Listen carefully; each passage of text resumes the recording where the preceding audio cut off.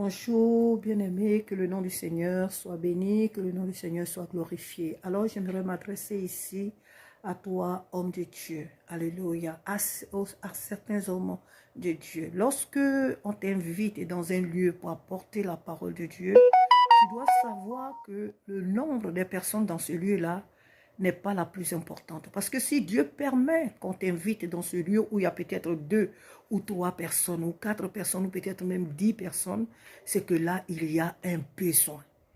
Dieu t'envoie là pour le besoin le besoin qu'il veut résoudre. C'est pourquoi il t'envoie là. Pour une seule âme, Dieu peut enlever un homme ici, un de ses serviteurs ici en France, pour l'amener même, comme on appelle en Australie, ou peut-être en Afrique, ou je ne sais quoi. Donc, il ne faut pas regarder forcément au nombre des personnes qui se trouvent dans les lieux. Parce que certains hommes de Dieu, lorsqu'ils voient quelque part, ils vont quelque part que le nombre des personnes n'est pas conséquent, ils sont de suite, ils sont découragés parce que ce n'est pas dans une grande église. Donc, ils se réservent d'exercer les dons que Dieu leur a confiés. Tu ne dois pas agir de la sorte.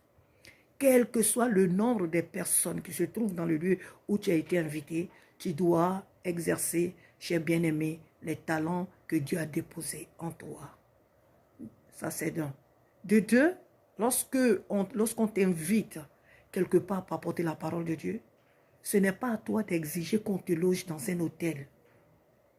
Ceux qui t'ont invité, si ce sont eux qui prennent la peine de te loger dans un hôtel, ça c'est eux qui l'ont décidé.